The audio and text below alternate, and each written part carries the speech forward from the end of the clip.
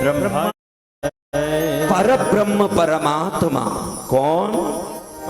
परब्रह्म परमात्मा ने निर्गुण रूप से जब सोचा कि ये ब्रह्मांड की सृष्टि होनी चाहिए। किसकी सृष्टि होनी चाहिए?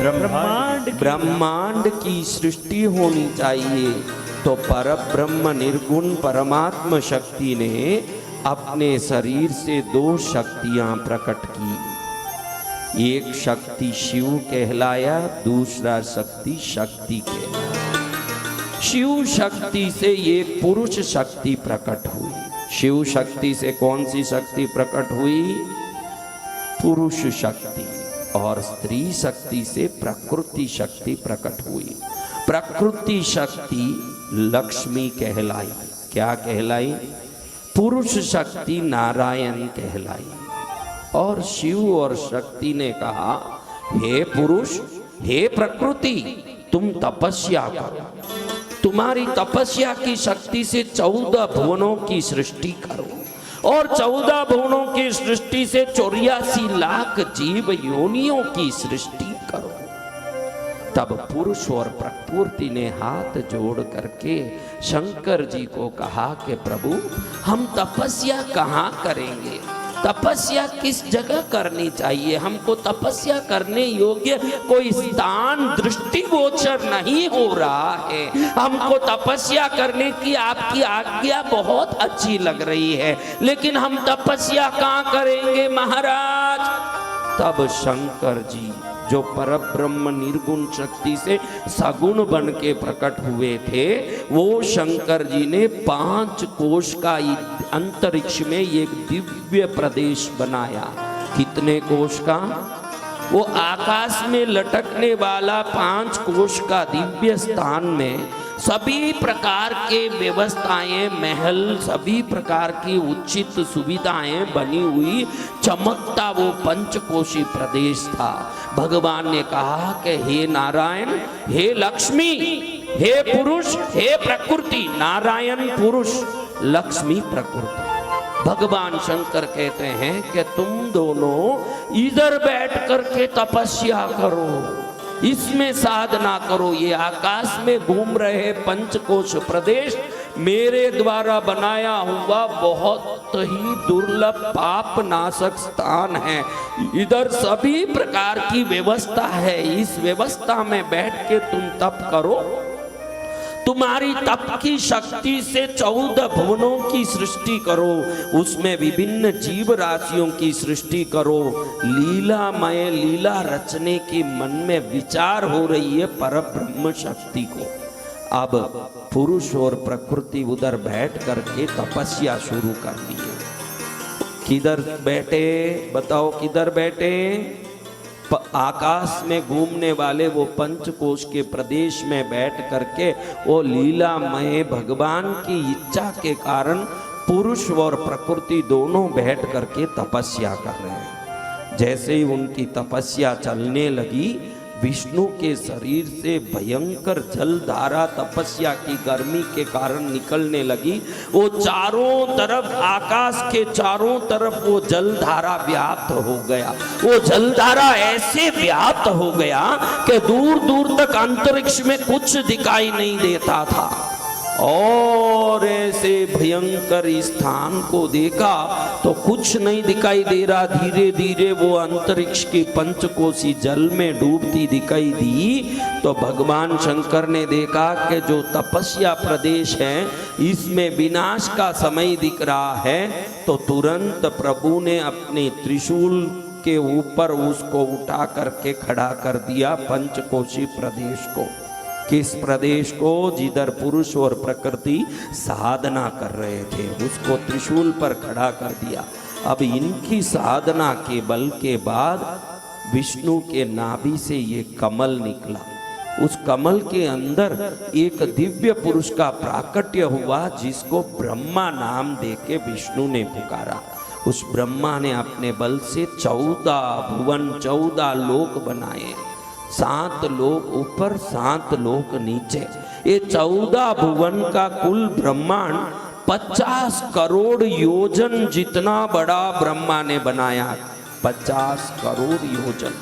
अब 50 करोड़ योजन जितना बड़े ब्रह्मांड को बनाने के बाद पुरुष और प्रकृति देखते हैं कि ये काम तो बहुत अच्छा हो रहा है, सब व्यवस्थित हो रहा है। तो भगवान कहते हैं कि तुम जिस पर बैठ के तपस्या किए, ये पंचकोशी ऐसी मेरी बनाई हुई जगह है जिधर आने के बाद हजारों करोड़ों हत्या किया हुआ व्यक्ति भी मुक्त हो जाता है पाप से। लेकिन मनुष्य लोक हे ब्रह्मा तुमने जो बनाया, भविष्य में उसमें कई लोग पाप करेंगे, कई अनाचार करेंगे, उनको कहीं जाके मुक्ति नहीं मिलेगी, उनके कर्मों के कारण वो सदा दुखी रहेंगे।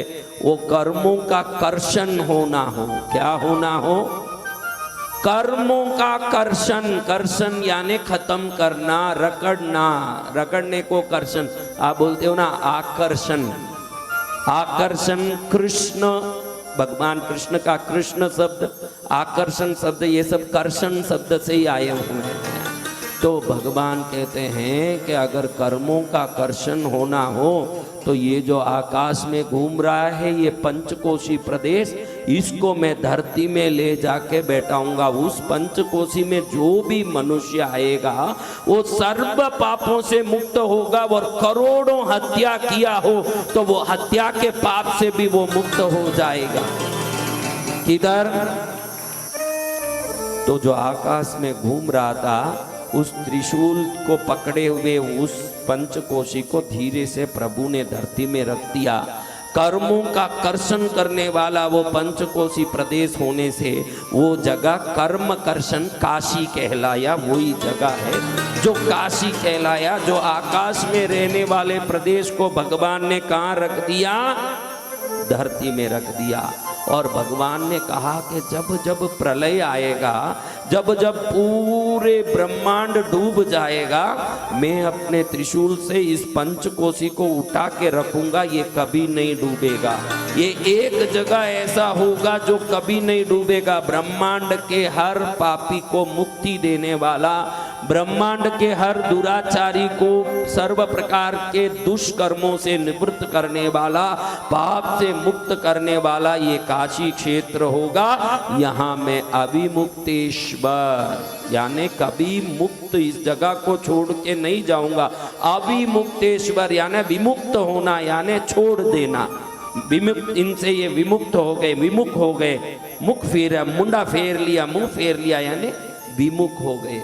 अभिमुख यानी कभी मुंह नहीं फेरे, कभी छोड़ के नहीं जाएं। शंकर जी ने आशीर्वाद दिया कि पूरे ब्रह्मांड में समय समय पर कहीं से मुझे जाना होगा, आना होगा, लेकिन युगों बीत जाएं, प्रलय आ जाएं, कुछ भी आ जाएं, इसको मैं त्रिशूल में धारण भी करूंगा और कभी इससे विमुक्त नहीं होऊंगा, सदा सदा के लिए इस स्थान में निवास करूंगा।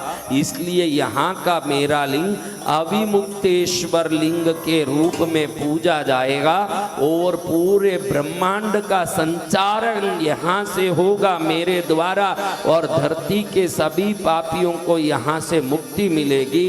इसलिए यहाँ मैं विश्वनाथ रूप में ज्योतिर्लिंग बन के स्थापित हो जाऊंगा और मेरे रहने से सर्व मंगल यहाँ पर होगा। ऐसे प्रभु ने विश्वनाथ ज्योतिर्लिंग के रूप में वो पंचकोशी प्रदेश जो आकाश में घूम रहा था, कहाँ घूम रहा था, उसको धरती पर रखा और ये वरदान भी दिया कि जब जब प्रलय आएगा, दुनिया की समाप्ति होगी, उस समय ये पंचकोशी को मैं त्रिशूल में उठा लूंगा।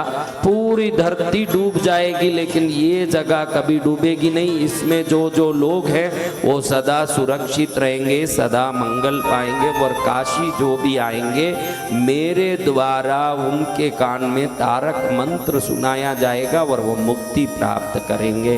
भगवान स्वयं शंकर मुक्ति प्रदान करते हैं, तो वो कौन सा क्षेत्र है? तो ऐसे काशी में भगवान का ज्योतिर्लिंग स्थापित हुआ। भगवान का जब विवाह हुआ तो भगवान और भगवती दोनों आनंद करने के लिए वहाँ पहुँचे थे, तो उस जगह का नाम आनंद कानन वन के रूप में हुआ, जहाँ भगवान और भगवती ने वहाँ आनंद कानन वन में निवास किया। भगवती ने कहा कि ब्रह्मांड के सभी जीव राशियों को अन्न देने वाली मैं यहाँ अन्नपूर्णा के रूप में निवास करूँगी। विश्व को मुक्ति देने वाले आप यहाँ विश्वनाथ के रूप में निवास करेंगे। तो भगवती अन्नपूर्णा बन गई। क्या बन गई? अन्नपूर्णा। भगवती अन्नपूर्णा बन गई। भगवान विश्वनाथ बन गए। क्या बन गए? विश्वनाथ। भगवान नाथों के नाथ हैं, पूरे विश्व के नाथ हैं। तो ये विश्वनाथ कहीं सोमनाथ के रूप में बैठे हैं, कहीं महाकाल के रूप में बैठे हैं, कहीं रामेश्वर के रूप में, कहीं हमने सुना मल्लिकार्जुन बन के श्रीशैल में। उनकी कहानी मैंने सुनाया आपको, करकटी राक्षसी का कहानी। कौन सी कहानी? करकटी राक्षसी। हाँ, करकटी। अभी तो आप भूल भी गए होंगे, वो सब दिन ही गया, 5 दिन हो गया। अब कहाँ याद रहे महाराज?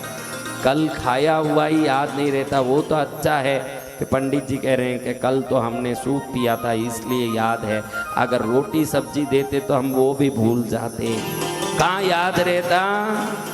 कल खाया हुआ याद नहीं रहता। लेकिन ईश्वर का नाम याद रखोगे, वो नाम आपको सभी आपत्तियों से